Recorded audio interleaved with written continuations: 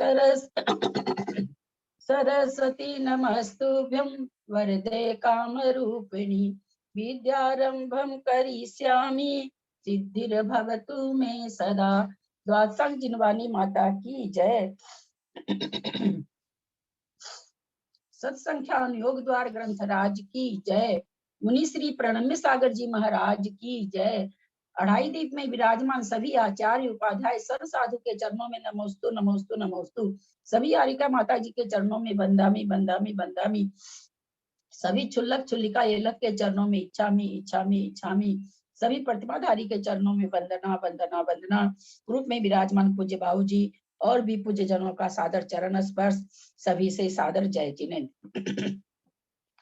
हम लोग सत्संख्या योग द्वार ग्रंथराज का स्वाध्याय कर रहे हैं।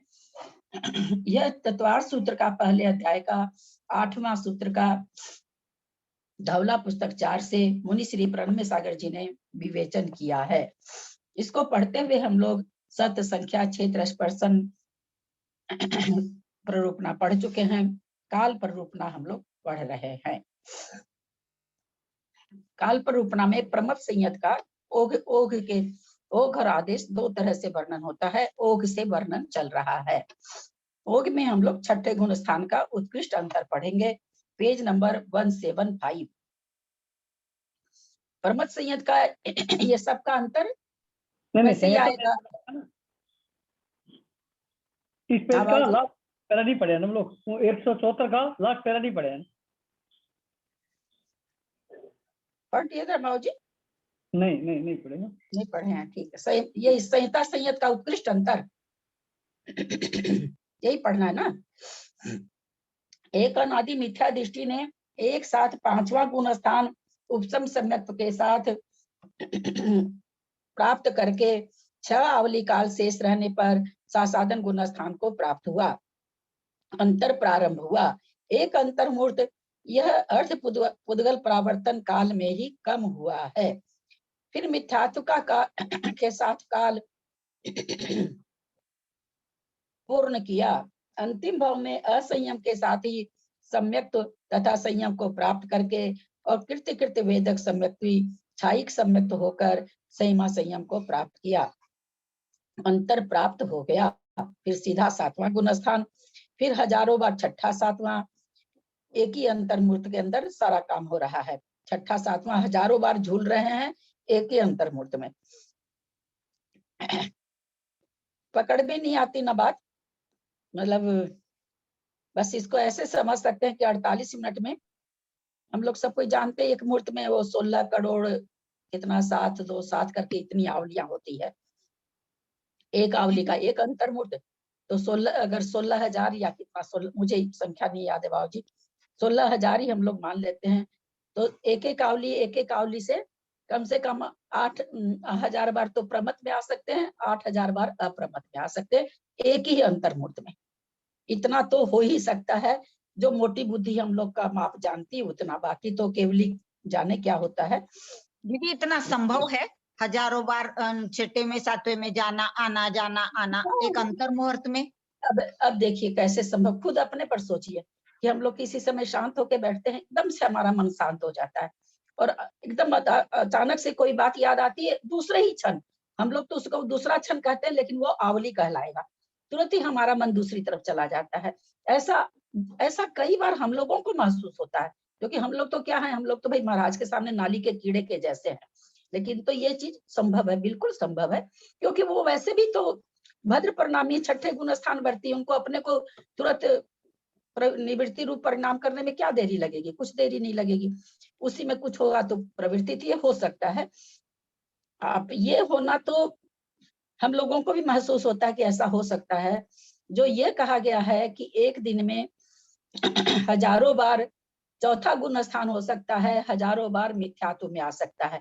ये सोचिए ना, ये कितनी बड़ी बात है। बहुत। और ये किसकी बात है? हमारी आपकी। ये मुनि महाराज की बात नहीं है जी, ये हमारी आपकी बात है।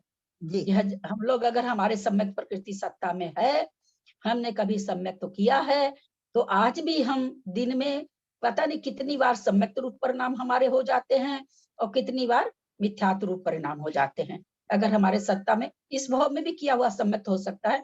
अगर हमारी सत्ता में सम्यक्त प्रकृति है तो एक दिन में 1000 बार हम सम्यक दृष्टि बन, हजारों लिखा हुआ है, मैं 1000 कह रही हूँ, हजारों लिखा हुआ है, हजारों बार हम लोग सम्यक दृष्टि बन जाते हैं, हजारों बार हम लोग मिथ्या दृष्टि बन जाते हैं। जी जो कि हमारी ये तो थोड़ी सी पकड़ में आती है कि भाई कई बार होता है कि परिणाम तुरंत अच्छे हो जाते, तुरंत खराब हो जाते। अपनी भूमिका की बात करें, महाराज लोग की तो भूमिका बहुत ऊंची है, लेकिन यहाँ सम्यक्त हो जाता है। तो ये क्या सम्यक्त होना, क्या परिणाम ही तो है ना। वहां पर दो कर्म नहीं करने पड़ते हैं। एक चीज का ध्यान देंगे, जो ये दिन में हजारों बार छूट रहा हो रहा है, इसमें दो करण की जरूरत नहीं पड़ती है। दो करण की जरूरत कब पड़ती है? सम्यक्त करने में, छायिक सम्यक्त करने में दो करण, देश संयम करने में दो करण। ये दो करण, अध प्रवृत्ति करण, अपूर्व करण। करण क्या है? परिणाम है।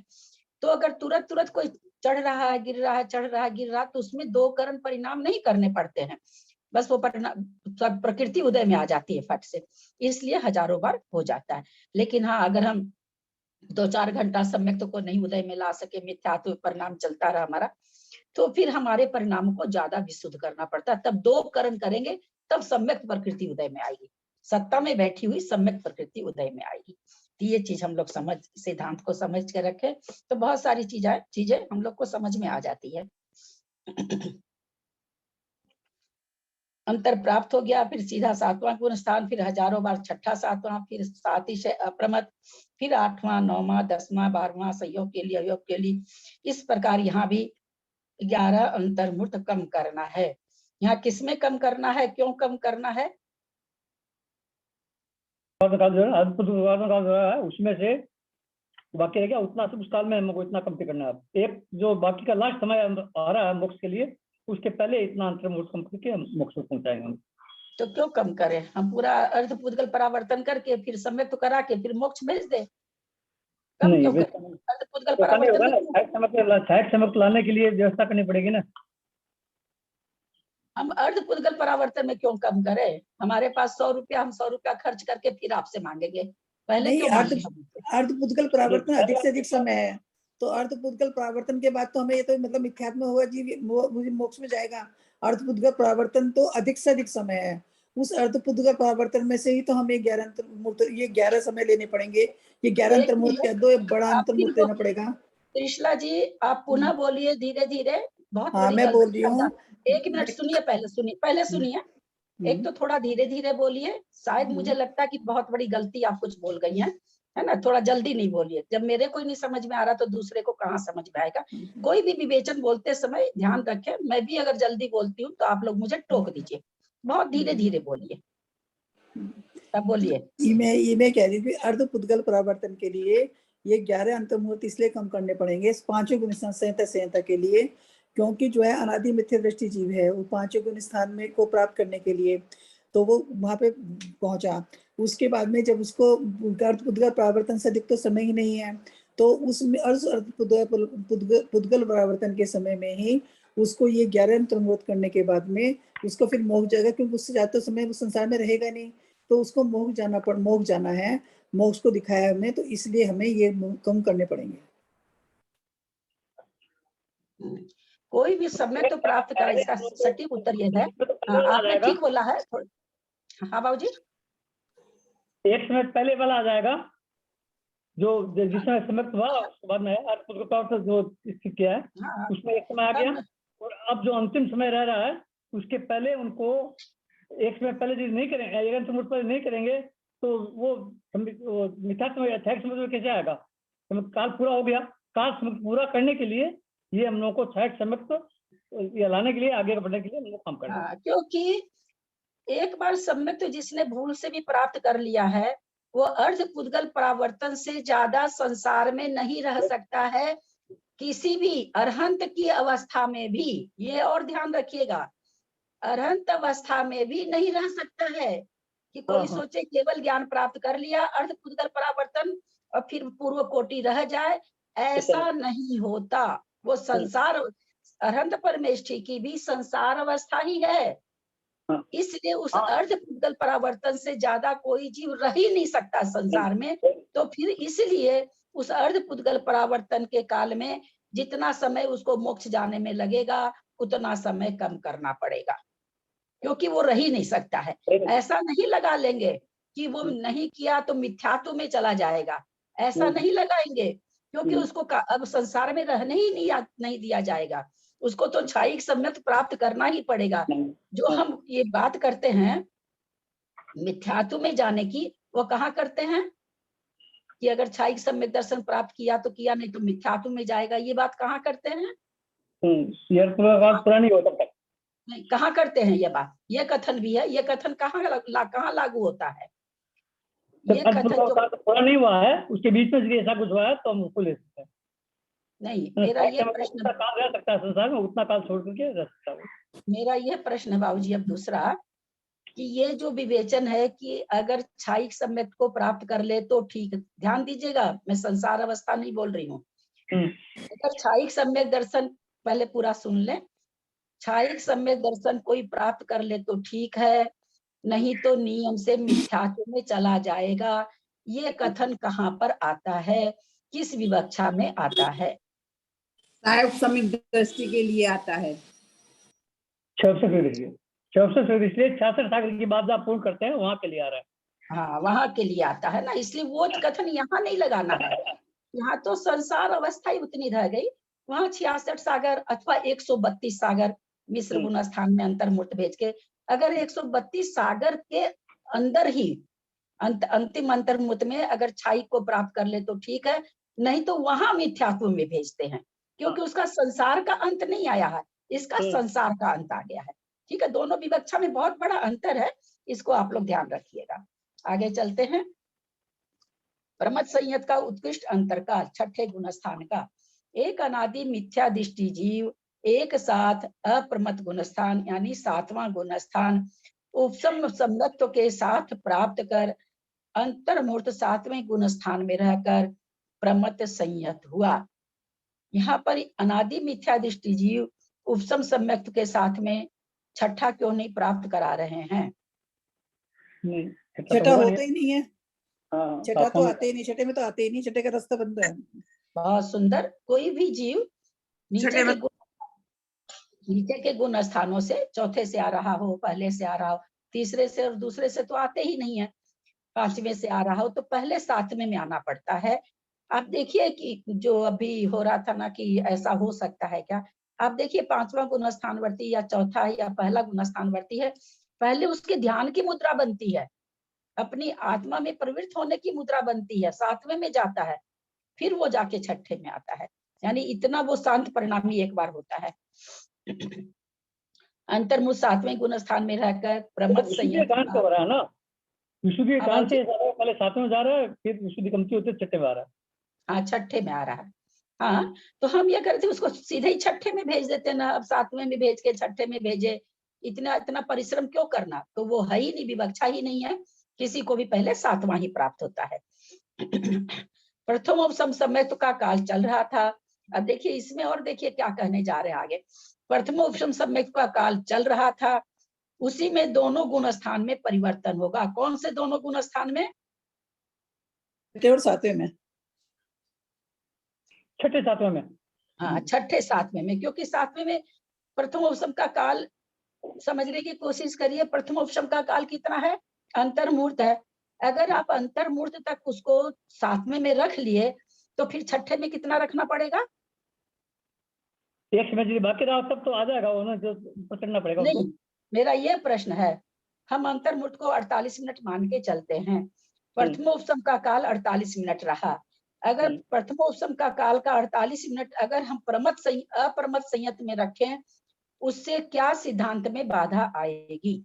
नहीं, प्रमथ संयत का काल तो बहुत ज्यादा है अप्रमथ संयत से। हाँ, तो बहुत सुंदर उत्तर, क्योंकि 7वें गुण स्थान से छठे गुण स्थान का काल दूना, और आचार्य हमें शुरू में ही बता देते हैं कि किसी भी गुण स्थान का काल, ये जो छठा 7वां आदि का, नीचे का गुण स्थान की बात नहीं है, ये छठा 7वां आदि का काल अंतर्मुहूर्त ही है। अगर हम पूरा अंतर्मुहूर्त 7वें में रख लिए तो छठे में तो फिर 2 अंतर्मुहूर्त रखना पड़ेगा, और इससे सिद्धांत में बाधा आ जाएगी, है ना। तो इसलिए कह रहे हैं यहाँ पर प्रथमोपसम सम्यक्त्व का काल चल रहा था, यानी अंतर्मुहूर्त काल उसका है, वो चल रहा था, उसी में दोनों गुण स्थान परिवर्तन होगा। इसी उपसम सम्यक्त्व के काल में 6 अवली शेष रह जाने पर सासादन को प्राप्त करा के मिथ्यात्व में पहुंचाकर अर्ध पुद्गल परावर्तन काल भ्रमण किया। सातवें छठे होते रहे, फिर छठे से सीधे सासादन में ला दिया, क्योंकि प्रथम उपसम था, अनंतानुबंधी का उदय ला दिए छावली पहले और सासादन को कर दिए। अंतिम भाव में चौथे या पांचवें गुण स्थान में छायिक सम्यक दृष्टि होकर सातवें गुण स्थान को प्राप्त होकर छठवें गुण स्थान को प्राप्त किया। अंतर समाप्त हुआ।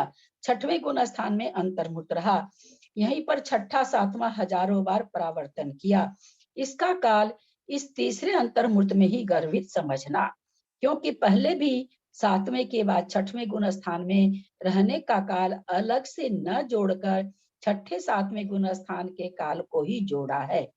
फिर अधकरण प्रवृत्त, अध प्रवृत्तकरण, अपूर्वकरण, अनिवृत्तिकरण, सूक्ष्म सांप्राय, क्षीण मोह, संयोग, अयोगी तथा सिद्ध, इस प्रकार 10 अंतर्मूर्त से कम अर्ध पुद्गल परावर्तन काल अंतर उत्कृष्ट से प्रमथ संयत का हुआ। पूरी तरह से समझ में आया होगा। दीदी पेज नंबर 175। इतना निकल जाने के बाद क्यों आते हैं, फिर है ना, आपको समझ में नहीं आता है, फिर उसी चीज को बार बार बोलना पड़ता है। और आप लोग तो देख ही रहे होंगे, मेरे गले की हालत आप लोग को समझ में आ ही रही होगी। यहाँ पर हम क्या पूछना चाह रहे थे? हाँ, कल जो अपने लोग का शंका आया था ना, जैसे मैंने कहा कि पहले 3 करण करके वो अनंतानुबंधी का भी सही कोई श्रेणी सातवें गुण स्थान में है, श्रेणी चढ़ने की ओर सम्मुख हुआ और छायोपसम सम्यक दृष्टि है, अभी उसने छायिकपना नहीं प्राप्त किया है। तो पहले 3 करण करके छायिक सम्यक दर्शन अनंतानुबंधी का भी संयोजन करेगा, फिर पुनः 3 करण करके छायिक सम्यक को प्राप्त करेगा, फिर पुनः 3 करण करके चारित्र मोहनी का उपसम करेगा। अगर उपसम चढ़ रहा है तो, छायिक चढ़ रहा है तो ये 3 करण हमको बार बार करने पड़ते हैं। जब भी सकल संयम धारण करेंगे 3 करण करना पड़ेगा, प्रथमोपसम धारण करेंगे 3 करण करना पड़ेगा, छायिक सम्यक धारण करेंगे 3 करण करना पड़ेगा, और जितनी बार ये 3 करण करेंगे उतनी बार अनंत अनुबंधी का बीज संयोजन होगा ही होगा। तो नहीं सॉरी 3 करण होगा ही होगा, जितनी भी ये छायिक चारित्र, औपसमिक चारित्र, उपसम सम्यक दर्शन, छायिक सम्यक दर्शन और सकल संयम, ये पांचों जगह आपको 3 करण बराबर करना पड़ेगा। 3 करण पूर्वक ही होते हैं। देश संयम छायोपसम सम्यक 2 करण से हो जाते हैं, अधकरण और अपूर्वकरण के द्वारा। दीदी अगर छायिक सम्यक दर्शन हो गया पहले, तो छायिक चारित्र के लिए भी करना पड़ेगा क्या? छायिक सम्यक दृष्टि चौथे गुण स्थान में ही छायिक सम्यक दृष्टि प्राप्त कर लिया, तो छायिक सम्यक दर्शन संबंधी 3 करण उसने पहले कर लिए। अब वो 7वें गुण स्थान में है, उपसम श्रेणी चढ़ना चाहता हो, चाहे छाय उपसम ये छपक श्रेणी चढ़ना चाहता हो, पुनः वो 3 करण पूर्वक ही चढ़ेगा, कोई चढ़े। टेबल देखना है क्या? अनादि मिथ्या दृष्टि है, उपसम सम्यक को प्राप्त करके 7वां गुण स्थान प्राप्त किया, फिर छठे में आया, छठे से सीधे दूसरे में आ गया, दूसरे से पहले में आ गया, अर्ध पुद्गल परावर्तन भ्रमण किया, फिर चौथा गुण स्थान प्राप्त किया, यहाँ पर छायिक सम्यक प्राप्त किया। एक अंतर्मूर्त काल लगता है तीनों करण करने में, तो एक अंतर्मूर्त लगा उसको। फिर 7वां में आया, छठा 7वां झूला, छठे में आ गया, छठे में आते ही अंतर तो समाप्त हो गया, और इस अंतर्मूर्त काल में वो छठा 7वां हजारों बार झूल लिया, और उसके बाद वो श्रेणी के योग्य परिणाम होके 6 अंतर्मूर्त और लगे और मोक्ष चला गया। अप्रमथ संयत का उत्कृष्ट अंतरकाल अनादि मिथ्या दृष्टि ने जीव ने उपसम सम्यक के साथ 7वां गुण स्थान प्राप्त किया, पहले समय में ही अर्ध पुद्गल परावर्तन काल स्थापित हो गया। यहाँ अंतर्मूर्त काल रहा, फिर प्रमथ संयत हुआ, अंतर प्रारंभ हो गया, मिथ्यात्व के साथ अर्ध पुद्गल परावर्तन काल पूर्ण किया। अंतिम भाव में चौथे या 5वें गुण स्थान में छायिक सम्यक्ति होकर 7वां गुण स्थान जैसे ही प्राप्त किया, अंतर पूर्ण हो गया। अप्रमत हो अंतर्मूर्त रहेगा, फिर छठा 7वां हजारों बार अधकरण, अध प्रवृत्तकरण, अपूर्वकरण, अनिवृत्तिकरण, सूक्ष्म सांप्राय, क्षीण मोह, संयोगी, अयोगी तथा सिद्ध, इस प्रकार यहाँ भी 10 अंतर्मूर्त कम अर्ध पुद्गल परावर्तन काल अंतर आया। अनादि मिथ्या दृष्टि है, उपसम सम्यक्त को प्राप्त किया। चौथे पांचवें में छाठ समृद्धि प्राप्त कर रहे हैं यहाँ अभी। हाँ हाँ, चौथे सातवें मिला के कराते चौथे पांचवें में करा रहे, दोनों ही क्रिया में। हमको लगता है इसमें भी क्या यहाँ भी कृत्य वेदक बना, चौथे गुण स्थान में करा रहे हैं, पिछले संहिता में भी। और यहाँ भी कृत्य वेदक यहीं पे करा रहे हैं। तो इसका कारण मेरे को मन में तो आया कि सातवां में ले जाकर के करा सकते थे। तो मुझे लगता है कि सातवां में ले जाके कराने से चौथे गुण स्थान का काल ज्यादा है रहने का, इसलिए चौथे गुण स्थान में करा देने से सातवें में वापस फिर उतना काल नहीं रखना पड़ेगा। नहीं तो पहले तो चौथे में उतना काल रखिए, क्योंकि चौथे में कम नहीं रह सकते आप। चौथे का काल, मिथ्यात्व गुण स्थान का काल निर्धारित है, उतना रहना ही पड़ेगा। तो इसलिए चौथे और पांचवें दोनों का काल ज्यादा है। तो इसलिए यहाँ पर ये सम्यक्त को प्राप्त करा रहे हैं, ताकि सातवें में हमको जाकर के पुनः समय नहीं लेना पड़े। संहिता संयत और अपरमत संयत का अंत यहाँ, हाँ ये देख रहे थे टेबल, उपसम सम्यक्त को प्राप्त किया। टेबल देखेंगे, टेबल समझ में आ जाएगी ना, तो कभी भी भूलेंगे नहीं। सातवें गुण स्थान में आया, एक अंतर मृत लगा, छठे में आ गया, सातवें गुण स्थान का अंतर निकालना है, अंतर शुरू हो गया। पहले में आया अर्ध पुद्गल परावर्तन काल घूमा। अर्ध पुद्गल परावर्तन काल निर्धारित कब हो जाता है? जब उसे प्रथम सम्यक्त हो जाता है, उपसम सम्यक्त हो जाता है। जैसे ही प्रथम सम्यक्त प्राप्त किया किसी जीव ने, वैसे ही उसका काल तो अर्ध पुद्गल परावर्तन हो जाता है।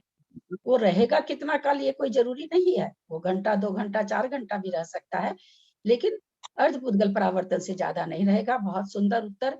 जैसे ही प्रथम उपसम पहली बार कोई जीव प्राप्त करता है, उसका संसार उसी समय सिकुड़ के अर्ध पुद्गल परावर्तन रह जाता है। वेदक सम्यक्त को प्राप्त किया, छाइक सम्यक्त को प्राप्त किया, सातवें गुण स्थान में आया, आगे के 8 अंतर्मुक्त और निर्वाण अंतर समाप्त।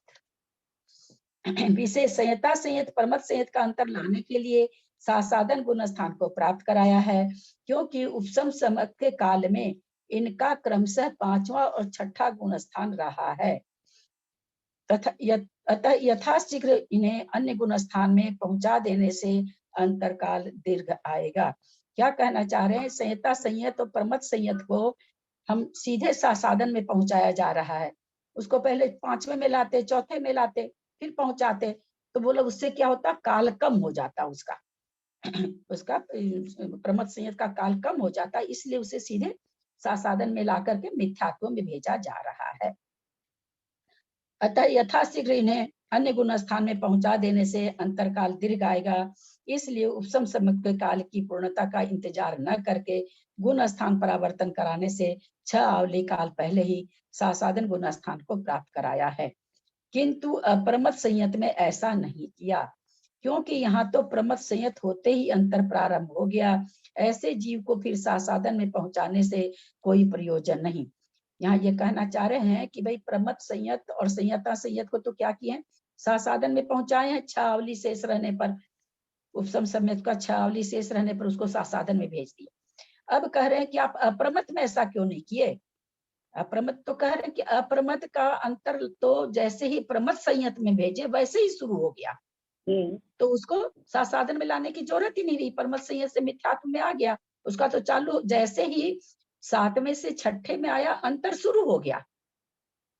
तो बोले इसलिए हमने सासाधन में प्राप्त नहीं, उसको सासाधन में नहीं भेजा, अपरमत संयत को मिथ्या, यहाँ है ना देखिए ऊपर टेबल जो है, 7वां गुण स्थान से 6ठा में आया और सीधे पहला में ला दिया, यहाँ सासाधन में नहीं लाया। अब पीछे की टेबल पर पेज पलट के देखें तो अनादि मिथ्या दृष्टि, उपसम सम्यक, तो 7वां गुण स्थान, 6ठा, फिर दूसरा, क्योंकि 6ठे का अंतर लाना है, तो 6ठे का अंतर लाने के लिए उनको दूसरे में भेजना पड़ रहा। पर यहाँ 7वां का अंतर है जो 6ठे में भेजते ही शुरू हो गया, और 6ठे से फिर सीधा मिथ्यात्व में भेज दिया, सासाधन में भेजने की जरूरत नहीं रही। और अब ये प्रश्न उठता है, क्यों सासाधन में भेजे? 6ठे से मिथ्यात्व में भेज दे, जा तो सकते ही हैं। 6ठे से मिथ्यात्व में, 6ठे गुण स्थान का अंतर लाने के लिए उपसम सम्यक्त में सीधे मिथ्यात्व में भेज देते, सासाधन में क्यों भेज रहे हैं? उत्कृष्ट काल लाना है ना, उत्कृष्ट काल लाने के लिए सासाधन जल्दी हो जाएगा, एक 6 आवली तक का, 6 आवली पहले सासाधन में ले सासाधन में जाने से उत्कृष्ट काल क्यों आएगा? मिथ्यात्व में कोई उपसम सम्यक दृष्टि हम सासाधन में नहीं भेजे, वो छठा ये था, 5वां गुण स्थान में था, हम उसको सीधे 5वां गुण स्थान का परिणाम हो रहा था, हमने फिर पहले में भेज दिया, तो अंतर शुरू हो गया। उसको सासाधन में क्यों भेज रहे हैं? नहीं, उपसम सम्यक का काल में से कमती कर रहे हैं ना हम लोग, उपसम सम्यक हाँ। काल जो है उसमें से ये कम हो रहा है। हाँ, अगर मिथ्यात्व गुण स्थान में भेजेंगे, समझिए बहुत बारीक बात है पर बहुत इजी है। उपसम सम्यक तो प्रथम गुण स्थान में भेजने के लिए क्या करना पड़ेगा? उपसम काल पूरा लेना पड़ेगा, है ना, पूरा अंतर्मूर्त उसको उपसम में रखना पड़ेगा, क्योंकि उसके पहले पहला गुण स्थान नहीं प्राप्त होता, न पहला होता है, न तीसरा होता है, न चौथा होता है, न पांचवा, कोई भी नहीं होगा पूरा उपसम काल व्यतीत होने पर। सासाधन में भेजने से क्या हुआ? 6 आवली पहले भेज दिया गया, तो ये 6 आवली अंतर बढ़ गया। समझ में आ रही है कि नहीं सबको बात? मैं पुनः कहती हूँ, बहुत अच्छा विवेचन चल रहा है। ऐसा विवेचन अब हम लोग को, और हम लब्धि सार छपना सार पढ़ेंगे, वहां ये सब विवेचन नहीं मिलने वाला है। और ये अद्भुत विवेचन हम लोग को मिल रहा है। जिसको भी नहीं समझ में आए, आप पुनः पुनः पूछें। यहाँ 5वें और 6ठे का अंतर लाने के लिए इन्होंने सासाधन में भेजा। यहाँ शंका की गई कि भाई आप सासाधन में वहां तो भेजे, 7वें वाले को क्यों नहीं भेजे? तो इनका ये कहना है कि 7वां का अंतर लाने के लिए, जैसे मान लीजिए 1000 रुपये का नोट भंजाने के लिए आप 500 का भंजाए, हो गया, लेकिन अगर आप 500 का भंजा रहे हैं तब तो आपको उससे नीचे के नोट चाहिए ना। तो यहाँ पर ये कहना चाह रहे हैं कि 7वें का अंतर लाने के लिए तो हम 6ठे में जैसे ही भेजे, अंतर शुरू हो गया। अब हमको सासाधन में भेजने से क्या फायदा? मिथ्यात्व में चला गया, काम खत्म। लेकिन 5वें और 6ठे गुण स्थान का अंतर लाने के लिए कह रहे हैं, हमको इसलिए भेजना पड़ता है कि अगर हम उपसम काल का पूरा काल व्यतीत करेंगे तो 6 आवली कम आएगा, इसलिए वहां से उसको सासाधन में भेजा जा रहा है। और सासाधन से भेज के 6 आवली उत्कृष्ट काल बन और ज्यादा आ रहा है, तो उत्कृष्ट अंतर लाने के लिए वहां पर सासाधन में भेजा जा रहा है। यहाँ तो अंतर स्वतः ही आ गया। और किसी भी गुण स्थान को ये करने के लिए, जैसे प्रथम उपसम के समय में मान लीजिए 5वां से चौथा में भेज दें, उससे भेज दें, तो ये अंतर बड़ा नहीं आएगा, छोटा होगा। 6 आवली आने से अंतर बड़ा हो गया, इसलिए कह रहे हैं कि वहां पर हमने सासाधन में भेजा है। अंतरकाल, इसलिए उपसम शब्द के काल की पूर्णता का इंतजार न करके गुण स्थान पर आवर्तन कराने से 6 आवली काल पहले ही सासाधन गुण स्थान को प्राप्त कराया है। किंतु अप्रमत संयत में ऐसा नहीं किया, क्योंकि यहाँ तो प्रमत संयत होते ही अंतर प्रारंभ हो गया। ऐसे जीव को फिर सासाधन में पहुंचाने से कोई प्रयोजन नहीं, इसलिए मिथ्यात्व को ही सीधे प्राप्त कराया है और सप्तम से सीधा सासाधन में नहीं जाता है। जाता सप्तम से सासाधन में जाता भी नहीं है, क्योंकि कहाँ जाएगा? 6ठे में जाएगा, 6ठे के बाद फिर सासाधन में जाएगा। चतुर्नाम उपशम का नाम नाना जीवापेक्षा जघन्य नेकः समय। चारों ही उपशमकों का अंतरकाल नाना जीवों की अपेक्षा जघन्य से एक समय है। क्यों है एक समय अंतर? क्यों है नाना जीवों की अपेक्षा? क्योंकि सांतर मार्गना है ना।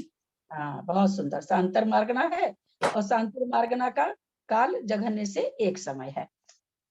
बहुत से जीव 8वें गुण स्थान का काल समाप्त हो जाने पर 9वें गुण स्थान में पहुंचे या 7वें गुण स्थान में, दोनों में जा सकते हैं, 9 में भी जा सकते हैं, 7 भी या 7वें गुण स्थान में। बहुत से जीव 8वें गुण स्थान का काल समाप्त हो जाने पर 9वें गुण स्थान में पहुंचे या 7वें गुण स्थान में। 8वें गुण स्थान से क्या, 8वें गुण स्थान से काल समाप्त होने पर 9वें में तो जा रहा, क्या 7वें में भी आ सकता है क्या? ये विवक्षा कैसे बनेगी? थोड़ा पता है। हाँ, पतला का काल को रोकने के लिए उतना समय रखना पड़ेगा उनको। नहीं, मैं ये नहीं पूछ रही हूँ। यहाँ पर ये विवक्षा बताते समय कह रहे हैं 8वें गुण स्थान से 9वें में गया या 8वें से 7वें में आया, ये विवक्षा कैसे बन रही है? ये उपशम श्रेणी होने के बाद में आएगा ये। नहीं, उपशम श्रेणी छूट गई। मेरा प्रश्न समझिए, हाँ, मेरा पहले प्रश्न समझिए आप लोग। कोई जीव उपसम श्रेणी मांडा तो वो चढ़ता ही चढ़ता जाता है, हम लोग तो ये जानते हैं। तो ये दोनों तरफ कैसे उसको प्राप्त करा रहे हैं? 9वां भी प्राप्त करा रहे हैं, 7वां भी करा रहे हैं, ये कैसे घटेगा? वहीं से गिर जाएगा, 9वें में वहीं से गिरे तो एक मतलब आ जाता ना। 9वां गुणस्थान से उपसम, हाँ, 9वां गुणस्थान तो उस जीव के लिए है जो श्रेणी चढ़ रहा है, और 7वां गुणस्थान उस जीव के लिए जो श्रेणी से उतर रहा है। इसलिए उपसम श्रेणी वाले के एक गुणस्थान से 2 गुणस्थानों में प्रवेश बन जाता है, नीचे के गुणस्थान में भी, ऊपर के गुणस्थान में भी। समझ रहे हैं इस बात को? क्योंकि उपसम श्रेणी से जीव नीचे गिरता है, तो जो चढ़ रहा है वो 9वें में जाएगा, जो गिर रहा है वो 8वें से 7वें में आएगा, है ना? पकड़ में आई बात की नहीं? एक समय के लिए गुणस्थान रिक्त रहा। 1 मिनट। बहुत से जीव 8वें गुणस्थान का काल समाप्त हो जाने पर 9वें गुणस्थान या 7वें गुणस्थान में एक समय के लिए गुणस्थान रिक्त रहा। दूसरे समय में उस गुणस्थान में जीव या तो 7वें गुणस्थान से पहुंचे या ऊपर से उतरते हुए आ गए, कैसे भी आ सकते हैं।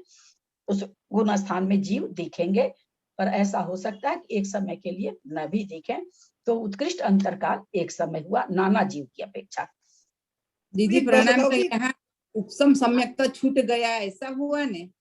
जब वो 8वें से, जब वह 8वें से, नहीं सुनिए, यहाँ पर उपसम सम्यक तो नहीं है, यहाँ पर उपसम श्रेणी है। हाँ उपसम श्रेणी से, हाँ, तो उपसम श्रेणी चढ़ा था, अब उपसम श्रेणी से नियम से गिरता है जीव, या तो काल समाप्त हो जाए या मरण आ जाए, 2 कारण से गिरता ही गिरता है। तो ये श्रेणी से उतर रहा है, एक श्रेणी से चढ़ रहा है ना? यहाँ सम्यक तो नहीं छूटा, सम्यक छूटेगा तो उपसम श्रेणी रहेगी नहीं, है ना? सम्यक तो अगर छुटाना भी होगा उपसम सम्यक से कोई चढ़ रहा है अगर, तो छाइक से नहीं चढ़ रहा है, उपसम में चढ़ रहा है, तो आके कहाँ छूटेगा? 7वें में आकर के। 7वें में जब निरतिशय में आ जाएगा तो छायोपसम वापस बच जाएगा। इस प्रकार एक उत्कर्षेण वर्ष पृथकत्वम, इन्हीं उपसर्गों का उत्कृष्ट अंतर वर्ष पृथकत्व है। क्यों है इतना नाना जीवों की अपेक्षा?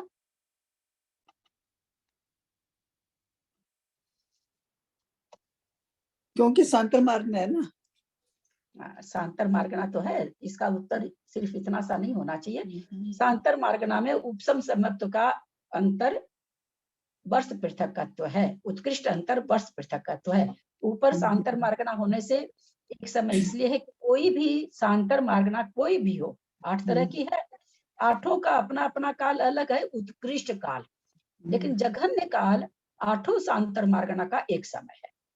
ठीक है, समझ में आ रही है ना बात? और बाकी सबका अलग अलग है, हम लोग को याद हो तो उपसम सम्यक्त्व का वर्ष पृथकत्व है। ऐसा हो सकता है कि वर्ष पृथकत्व तक यानी 3 से 9 वर्ष तक उपसम श्रेणी चढ़ता हुआ कोई जीव न दिखे। इस गुण स्थान में 8, 9, 10, 11 गुण स्थान में न कोई जीव न चढ़ता हुआ दिखे न उतरता दिखे ही नहीं, चारों गुण स्थान खाली रहे, वर्ष पृथकत्व तक ऐसा संभव है। अब एक जीव का चल रहा है, एक जीव प्रति जघन्य न अंतर्मुहूर्त, चारों उपशमकों का एक जीव की अपेक्षा जघन्य अंतर अंतर्मुहूर्त है। ऐसा क्यों बन रहा है? नाना जीव की अपेक्षा तो एक समय, एक जीव की अपेक्षा अंतर्मुहूर्त।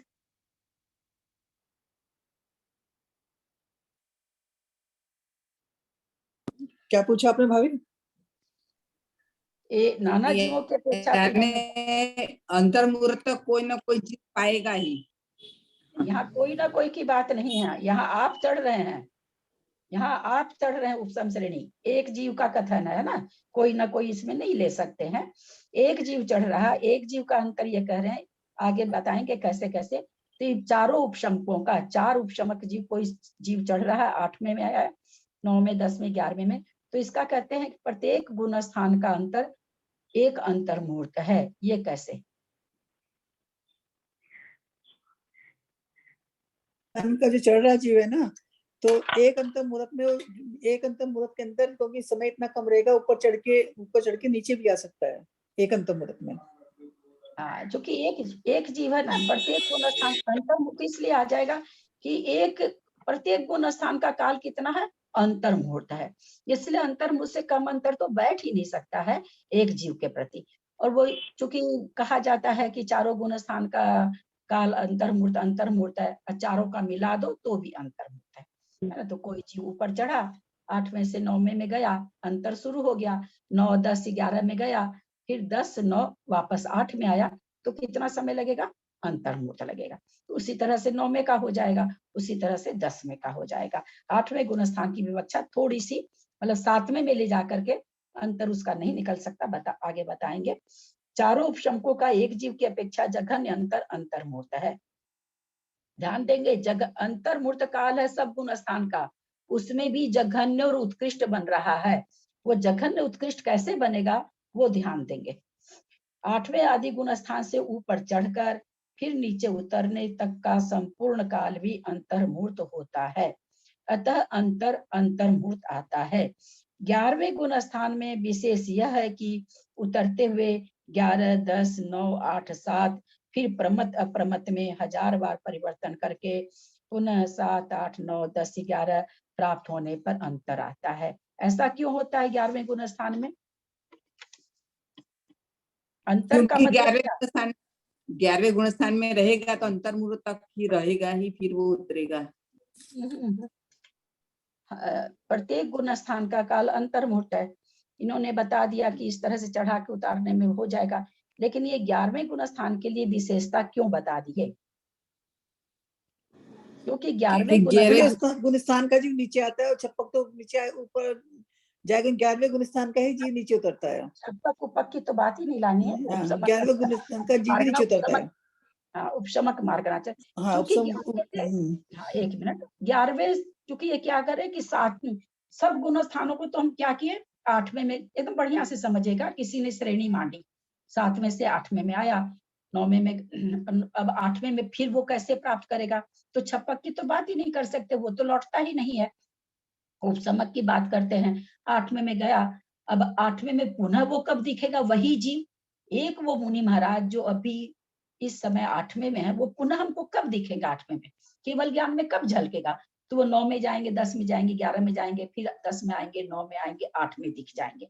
उसी तरह 9वें गुण स्थान वाले मुनि महाराज कैसे दिखेंगे? तो 9 में अभी दिखे, उसके बाद 10 में जाएंगे, 11 में जाएंगे, फिर 10 में आएंगे, फिर 9 में दिख जाएंगे। समझिएगा, विवेचन खूब ध्यान से समझिएगा। फिर 10वें गुण स्थान में कोई मुनि महाराज है, फिर वो वापस हमको 10वें में दिखेंगे क्या? तो हाँ, अगर उपसम श्रेणी है तो दिखेंगे। 10 से 11 में गए, पुनः 10 में आ गए, दिख गए। अब 11 में हमको किसी मुनि महाराज को दोबारा देखना, क्योंकि उपसम श्रेणी एक जीवन में 2 बार चढ़ी जाती है, इससे बेसी नहीं चढ़ सकते। अब हमको तो मुनि महाराज को 11वें में दोबारा देखना है, तो क्या विवक्षा होगी?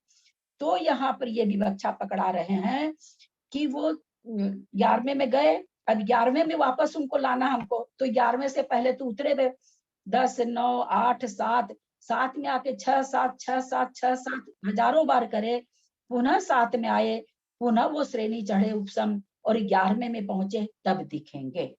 यानी 11वें का अंतर निकालने के लिए हमको 6ठा 7वां प्राप्त कराना पड़ेगा। ऐसा विवेचन नहीं है कि 11वें के बाद कोई गुण स्थान में जा सकता है उपसम श्रेणी वाला, और ऐसा भी विवेचन नहीं आता है कि 10वें को प्राप्त करके पुनः परिणामों की विशुद्धि कर ले और 11वें में चला जाए। ये सिद्धांत यहाँ पर बता रहे हैं कि 11वें से उतरा हुआ कोई मुनि महाराज 7वें में आएंगे, 7वें में आके 6ठे 7वें, 6ठे 7वें, 6ठे 7वें झूलेंगे। अगर छायोपसमिक हैं तो पुनः अनंतानुबंधी का भी संयोजन करेंगे, पुनः औपसमिक सम्यक दर्शन या छायिक सम्यक दर्शन करेंगे, और फिर पुनः वो औपसमिक चारित्र के लिए पुनः 3 करण करके तब वो 11वें में पहुंचेंगे। यहाँ ये विशेष सभी गुण स्थानों का तो ले गए, उतार के ले आए, तुरंत अंतर आ गया, तो बहुत जघन्य अंतर। 11वें गुण स्थान का ये बता रहे कि विशेष कथन ये है, उसको वापस 6ठा 7वां प्राप्त कराना पड़ेगा। इसमें कितने अंतर मुहूर्त लग सकते हैं मिनिमम? जगन से कितने मुहूर्त लग सकते हैं? जगन से कितने अंतर मुहूर्त लग सकते हैं? ऐसे मुराद हो बाबू जी, जब अर्थ पुद्गल परावर्तन में मोक्ष पहुंचा रहे हैं, अंतर मुहूर्त में छायिक भी प्राप्त करा दे रहे हैं और सारे गुण स्थान भी करा रहे हैं, तो होगा तो अंतर ही मुहूर्त, लेकिन ये बहुत बड़ा होगा, क्योंकि उपसम श्रेणी से नीचे गिरा है, 7वें में आए हैं, 6ठा 7वां झूले हैं, वापस 7 से अप्रमत हुए हैं, फिर वापस उपसम श्रेणी चढ़े हैं, तब 11वां पुनः प्राप्त किए हैं। ये अंतर्मूर्त बड़ा हो जाएगा, होगा सब अंतर्मूर्त, लेकिन ये बहुत बड़ा होगा। 8वें 9वें 10वें गुण स्थान के अंतर के बजाय 11वें गुण स्थान का अंतर बहुत बड़ा होगा, जघन्य अंतर। उत्कृष्ट तो कितना भी हो सकता है, एक भाव में एक बार प्राप्त करे, फिर रुलते रुलते दूसरे भाव में प्राप्त करे, उसकी तो कोई बात नहीं है, जघन्य अंतर की बात चल रही है। तो हम इतना ही समझे, 8, 9, 10 गुण स्थान का अंतर तो बहुत छोटा है, जघन्य अंतर, लेकिन 11वें गुण स्थान का बहुत बड़ा है, इन तीनों गुण स्थान के बनिष्पत। आई कि नहीं बात समझ में? तो पूरा होगा, एक अंतर्मुख में काल हो सकता है, एक अंतर्मुख बड़े अंतर्मुख हो सकता है। हाँ, तो बाबू जी अनादि मिथ्या दृष्टि को उपशम करा के छाई करा रहे हैं, छाई करा के चौथे से 7वें में भेज रहे हैं, 7वें से मोक्ष प्राप्त करा रहे हैं। छठा 7वां झुला भी रहे हैं उसी में, सारा तो उसी में करा रहे हैं। असल में बाबू जी असंख्यात आवली होती है, अंतर्मूर्त में असंख्यात आवली होती है, और अंतर्मूर्त एक आवली का है ना। हम लोग ये भाव भासना भाके रखें कि एक अंतर्मूर्त, ये इशारा का अंतर्मूर्त कैसे बता रहे हैं, तो एक अंतर्मूर्त में संख्यात आवली, मुझे पूरा आप लोग को मैंने लिखाया है, आप लोग इस चीज को थोड़ा सा पेज में नोट करके रखे ना। अब मेरे पास असल में किताब यहाँ पर, मैं तो इतना मेरा आना जाना हो रहा ना कि मुझे पता ही नहीं लग रहा मेरी कौन सी किताब कहाँ है, तो मैं खोज नहीं पा रही हूँ। आप लोग उसको खोज के इसी बुक में लिख लीजिए, है ना, इसी बुक के एक पेज पर लिख लीजिए कि इतनी आवली होती है। करुणा योग पढ़ाते समय मैंने बहुत ज्यादा वर्णन किया था, तो निकाल के लिख लीजिए। हम लोग इसको बार बार बोलेंगे तो, क्योंकि बहुत बहुत इजी संख्या है वो, उसका दोहा भी मैंने उसका दोहा भी भेजा था आप लोग को, उसका दोहा भी बहुत इजी है, हम लोग रोज रोज बोलेंगे तो हमको याद हो जाएगा। एक अंतर्मूर्त, एक मुहूर्त में संख्या, असंख्यात नहीं, ध्यान देंगे, संख्यात आवली। एक आवली में समय कितने?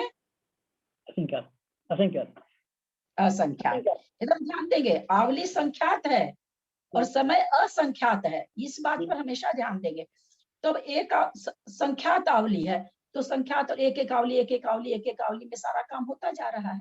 विशुद्धि परिणाम लेस्य अध्यवसाय स्थान, कसाय अध्यवसाय स्थान को सारे को पार करके विशुद्धि अध्यवसाय स्थान भी उच्च कोटि वाले हो रहे हैं, उनको फटाफट होता जा रहा है काम। एक तेज गैस पर जब हम दूध उफानते हैं तो 5 मिनट में उफन जाता है, सिम पर करके छोड़ के हम पूरी सामायिक कर लेते हैं, तब तक भी नहीं उफनता है। विशुद्धि के परिणाम बहुत ऊंचे रहे तो फटाफट हम लोग को भी ऐसी विशुद्धि प्राप्त हो, ऐसे ग्रंथ को पढ़ते हुए। बढ़िया से आ गया होगा सबको समझ में, क्योंकि अब तिबारा तो लेंगे नहीं इस ग्रंथ को। एक मुहूर्त में संख्यात आवली और एक समय में असंख्यात, एक समय असंख्यात है ना। एक मुहूर्त में संख्यात आवली, आवली आप आज आप लोग का होमवर्क है, कर्णन योग में से निकाल करके आप लोग इसको निकालेंगे कितनी आवली है। मेरे को इतना समय नहीं मिल पाता है कि मैं वापस इसको खोजूं। और एक आवली में असंख्यात समय, वो तो खोजना ही नहीं है, असंख्यात की गिनती तो हमारे पास है नहीं।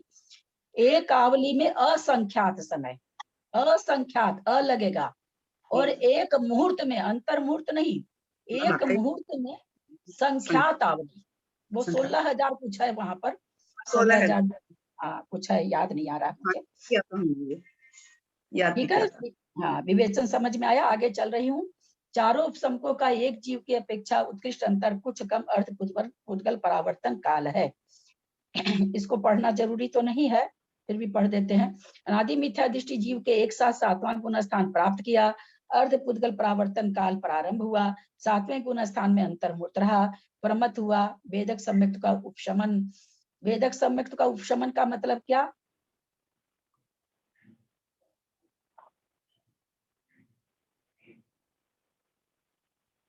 सारे शब्दों की भावभाषा होनी चाहिए, नहीं तो हम अटक जाएंगे।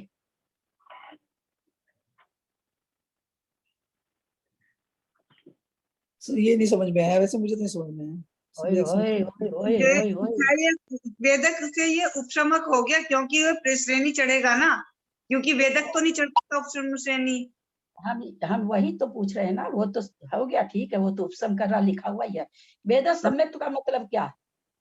क्षयोपशमिक सम्यक्त, क्षयोपशमिक सम्यक्त, इसका वेदक सम्यक्त। हाँ ठीक, बहुत सुंदर उत्तर, वेदक सम्यक्त, बहुत सुंदर उत्तर। वेदक सम्यक्त नाम क्यों?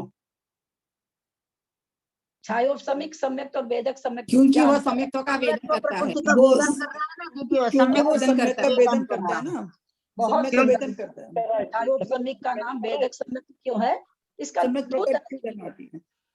दो तरह से वेदन कर रहा है, इसलिए हो रहा है ना, सम्यक प्रकृति का वेदन कर रहा है। हाँ, इस जब सम्यक प्रकृति का खाली बोल के हम बोलते हैं तो वेदक सम्यक कह देते हैं, क्योंकि वो सम्यक प्रकृति का वेदन कर रहा है। जब छायोपसमिक बोलते हैं तो उसमें यह गर्भित हो जाता है कि मिश्र और मिथ्यात्व का उपशम किया हुआ सम्यक प्रकृति का उदय चल रहा है। वास्तव में दोनों में ही, लेकिन यहाँ पर सम्यक प्रकृति का अनुभवन कर रहा है, इस प्रकार से उसका नाम कर दिया गया वेदक सम्यक। और कुछ भी अंतर नहीं है दोनों में, केवल शब्दों का अंतर है, शब्द की परिभाषा में अंतर है। उसमें वो समझाया जाता है छायोपशमिक में कि छायोपशमिक किसके क्षय और किसके उपशम करने से हो रहा है, वो वहां पर थोड़ा विशेष विवेचन है। यहाँ सीधा वेदक सम्यक का मतलब सम्यक प्रकृति का वेदन कर रहा है। इन्होंने बहुत अच्छा उत्तर दिया। वेदक सम्यक का मतलब छायोपशमिक सम्यक, और छायोपशमिक सम्यक के साथ में कोई उपशम श्रेणी नहीं चढ़ सकता है, इसलिए वो उपशमन कर रहा है। बहुत सुंदर उत्तर, सबको बहुत अच्छा समझ में आया हुआ है, मुझे बहुत अच्छा लग रहा है। छठा सातवां हजारों बार उपशम श्रेणी के योग्य अप्रमत। आठवां उपशम श्रेणी के योग्य अप्रमत, इसका क्या नाम है दूसरा? अधकरण। अधकरण अधकरण अधकरण भी है, और क्या है दीदी? सातिशय। सातिशय अप्रमत। सातिशय अप्रमत भी कहते हैं। सातिशय अप्रमत को ही अधप्रवृत्तकरण कहते हैं। बहुत सुंदर उत्तर सबका। पुनः अप्रमत 8वां गुण स्थान, 9वां गुण स्थान, 10वां, 11वां, पुनः 10वां, 9वां, 8वां, फिर नीचे गिरकर अर्धपुद्गल परावर्तन काल रहकर अंतिम भाव में छायिक सम्यक प्राप्त करके 8वां गुण स्थान हुआ। फिर 9वां, 10वां, 11वां, पुनः लौटकर 10वां, 9वां, 8वां, छठा, पुनः 7वां, 8वां, पुनः 7वां, 8वां, 9वां, 10वां, 12वां, 13वां, 14वां और निर्वाण। इस प्रकार 8वें गुण स्थान में अंतरकाल 28 अंतर्मूर्तकम, 9वें गुण स्थान में 26 अंतर्मूर्तकम। ये यहाँ पर इस तरह से क्यों आ गया? क्योंकि अर्धपुद्गल काल का उन्होंने उत्कृष्ट, वहां पर तक क्या था? जघन्य अंतर था। अब जो बता रहे हैं उत्कृष्ट अंतर बता रहे हैं, तो जो अर्धपुद्गल परावर्तन घटा के और दूसरी बार उसको चढ़ा के श्रेणी उसको मोक्ष करा दे रहे हैं। 9वें गुण स्थान में 26 अंतर्मूर्तकम, 10वें में 24 अंतर्मूर्तकम। कम दो कम क्यों जा रहा? अब 10वें में 8:01 में पहुंचा, 11वें में 8:02 में पहुंचा, वापस 10वें में 8:03 पर पहुंच गया। लेकिन अगर इसमें 10वें में अब कोई 8वें में है, 8 बजे है, 8:01 में 9 में, 8:02 में 10 में, 8:03 में 11 में, 8:04 में 10वें में, 8:05 में 9वें में, और फिर 8:08 में। तो ये क्या हुआ? ये अंतर बड़ा हो गया। इसीलिए 10वें के बाद 11वां तुरंत आ जाता है, तो इसलिए आगे आगे के गुण स्थानों में अंतर्मूर्त अंतर का कम होता जाता है। तो यहाँ कह रहे हैं इस प्रकार 8वें गुण स्थान में अंतरकाल 28 अंतर्मूर्त कम, 9वें गुण स्थान में 26 अंतर्मूर्त कम, और 10वें में 24 अंतर्मूर्त, और 11वें गुण स्थान के अंतर में 22 अंतर्मूर्त कम अर्धपुद्गल परावर्तन काल जानना। समझ में आ रहा है सबको? कहीं कुछ भी शंका हो तो पूछेंगे। अंतिम भाव में उपशम श्रेणी चढ़ते ही यथाक्रम से 8वें आदि गुण स्थान का अंतरकाल समाप्त हो जाता है। दूसरे भाव में जब उपशम श्रेणी, चूंकि उपशम श्रेणी का निकाल रहे हैं, अंतिम भाव में इसको एक बार उपशम श्रेणी चढ़ा रहे हैं, क्योंकि उत्कृष्ट यहाँ तो क्या किया गया था? जघन्य काल में तो एक ही भाव में दोबारा चढ़ा दिया गया था, है ना, चूंकि जघन्य अंतर लाना था। यहाँ उत्कृष्ट अंतर लाना है, तो अर्धपुद्गल पहले उपशम श्रेणी में चढ़ाए, फिर अर्धपुद्गल परावर्तन मिथ्यात्व में लाके अर्धपुद्गल परावर्तन घुमा रहे हैं, और उसके बाद फिर अंतर्मूर्त के फिर उपशम श्रेणी चढ़ा के फिर गिरा के फिर चढ़ाएंगे। जैसा कि इसमें देखिए, हम लोग अब पुनः इसको पढ़ते हैं, विधि को पुनः पढ़ते हैं, ध्यान देंगे। देखिए इसमें क्या कर रहे हैं। पहले कोई उपशम श्रेणी चढ़ा, उत्कृष्ट अंतर लाने के लिए आचार्य को क्या करना पड़ रहा है? क्योंकि उनको उपशम श्रेणी का ही अंतर लाना है, तो उपशम श्रेणी का अंतर लाने के लिए उनको उपशम श्रेणी 2 बार चढ़ानी पड़ेगी। तो अगर एक भाव में चढ़ाते हैं तो जघन्य अंतर आता है। एक भाव कितना बड़ा है ना, क्योंकि श्रेणी कौन चढ़ता है? मनुष्य चढ़ता है, और मनुष्य की आयु तो भोग भूमि के मनुष्य चढ़ेंगे नहीं, कर्म भूमि के मनुष्य चढ़ेंगे। कर्म भूमि की आयु कितनी है? 1 कोटि पृथकत्व, तो क्या नाम है, उत्कृष्ट अंतर बनेगा नहीं। तो जघन्य अंतर लाने के लिए तो एक ही भाव में दोनों उपशम श्रेणी चढ़ा दिए, क्योंकि 2 बार चढ़ सकता है। लेकिन उत्कृष्ट अंतर लाने के लिए एक बार पहले चढ़ाया उन्होंने, अर्ध पुद्गल परावर्तन काल हो गया, वापस वो गिरा मिथ्यात्व में। बुला दो तेरा दरिया, मुश्किल से 2 मिनट, मुश्किल से 2 मिनट। मिथ्यात्व में आया, मिथ्यात्व में आकर के अर्ध पुद्गल परावर्तन घूमा, फिर वो अंतिम भाव में एक बार पुनः उसको उपसम श्रेणी चढ़ा रहे हैं। इस विधि में पुनः क्योंकि उपसम श्रेणी का काल निकालना है, इसलिए एक बार उसको उपसम चढ़ा के गिरा के फिर मोक्ष ले जा रहे हैं। इसलिए इतना 22 अंतर्मूर्त वगैरह का इतना ये फर्क आ गया।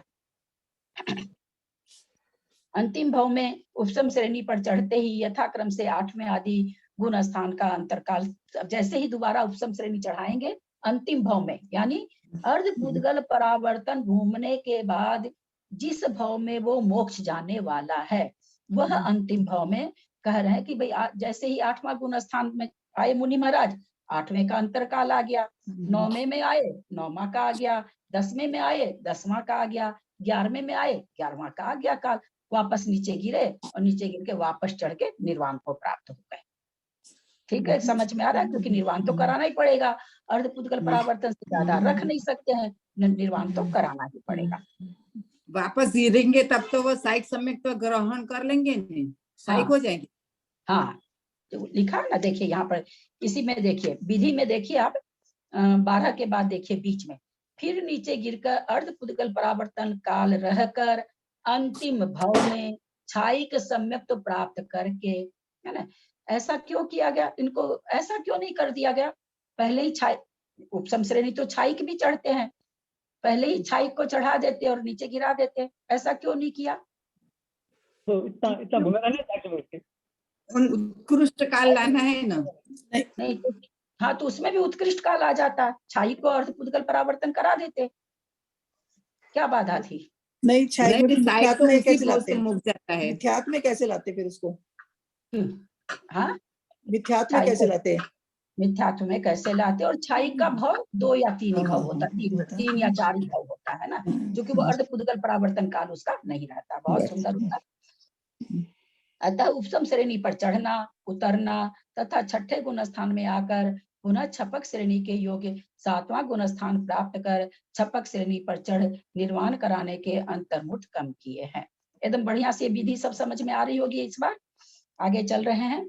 चतुर्नाम छपका नाम मयोग केवली नाम च नाना जीवापेक्षा जघन्य नेक समय।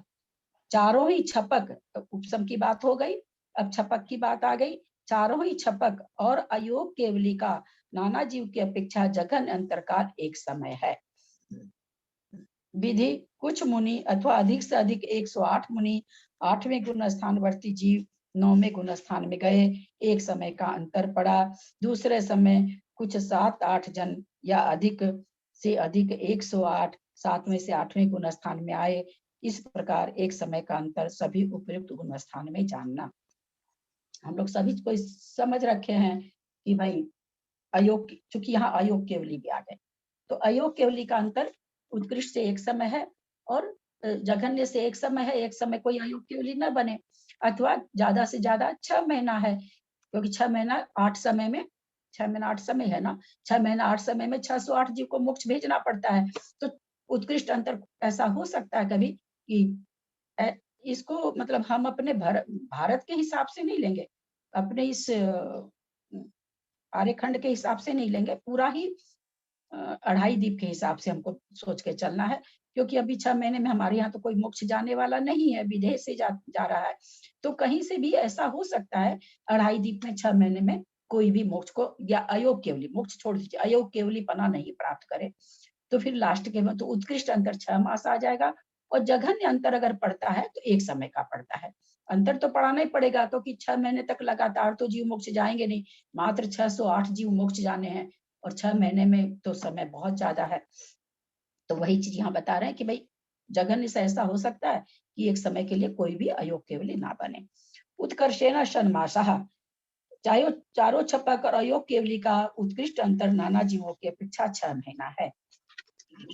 ध्यान देंगे इसमें कौन सा गुण स्थान नहीं लिए हैं? चारों छपक अयोग केवली, इसमें बीच में कोई गुण स्थान छोड़े हैं क्या कि सारे आ गए? 8 से लेके 14 आ गए क्या? 11 छोड़ दिया ना, 11 छोड़ दिया ना। 11वां मेरी दीदी नहीं बोलना, वो तो उपशम श्रेणी का है, उस गुणस्थान की चर्चा करनी ही नहीं चाहिए, है ना। वो देखा सहयोग केवली, हाँ, सहयोग केवली छोड़ दिया। क्यों छोड़ दिया? कि सहयोग केवली में अंतर नहीं है। सहयोग केवली गुणस्थान अभी भी भरा हुआ है, हमारे यहाँ से कोई नहीं बन रहा है, भरत रावत से कोई नहीं बन रहा, फिर भी सहयोग केवली गुणस्थान निरंतर भरा रहता है, इसलिए इसमें सहयोग केवली गुणस्थान नहीं है। सहयोग केवली गुणस्थान का समय एक समय नहीं होता है, एक छपक का, क्योंकि एक समय कैसे होगा, वहां तो समुद्घात करने में पहले तो 8 समय चाहिए उनको, वो कहाँ से आएगा, इसलिए एक समय सहयोग केवली का बनता ही नहीं है। विधि पूर्वक 6/18 के सदृश है, अंतरकाल 6 महीना ही होता है, वो तो जैसे है वही चीज चलेगी। एक जीवन ये संयोग केवली वाली बात समझ में नहीं आई, कैसे आपने समझाई? सहयोग केवली का समय जघन्य से एक समय नहीं होता है। कोई भी जीव सहयोग केवली पने को प्राप्त करके वो सोचे कि अगले समय हम अयोग केवली बन जाए, नहीं बन सकता है। 2 कारण, कुछ आचार्य कहते हैं समुद्घात करते हैं, सभी करते हैं, तो समुद्घात करते हैं तो उसमें तो 8 समय लगता है, तो एक समय की विवक्षा होगी, और आगे की चीज छोड़ दीजिए, एक समय की विवक्षा नहीं होगी। चलिए, कुछ आचार्य कहते हैं कि सभी नहीं करते हैं, उनके हिसाब से भी बादर मनोयोग को सूक्ष्म मनोयोग करेंगे, बादर वचन योग को सूक्ष्म वचन योग करेंगे, बादर काय योग को सूक्ष्म काय योग करेंगे, फिर सूक्ष्म मनोयोग को नाश करेंगे, सूक्ष्म वचन योग को नाश करेंगे, फिर सूक्ष्म काय योग को नाश करेंगे, और तब उनको 14वां गुण स्थान होगा। तो सब में समय एक समय क्या अंतर्मुक्त कहते हैं आचार्य। तो इस तरह से 13वें गुण स्थान में कोई जीव जाके सोचे हम एक समय फटाफट मोक्ष चले जाएं, ऐसा नहीं बनता। इसलिए यहाँ पर चारों छपक माने 8, 9, 10 और 12, 8, 9, 10, 12 और 14 का कथन किया गया। इन गुण स्थानों में एक समय बनता है और बाकी सहयोग केवली का एक समय नहीं बनता है, ऐसा कहते हैं। किसे? नाना जीव की अपेक्षा, ये ध्यान रखिएगा, एक जीव तो कोई एक जीव 8वें गुण स्थान में छपक है, छपक श्रेणी चढ़ रहा, 8वें गुण स्थान में एक समय रहे, फिर 9वें में एक समय रहे, एक जीव के प्रति भी ये विवक्षा नहीं बनेगी, अंतर्मूर्त उसको रहना ही पड़ता है।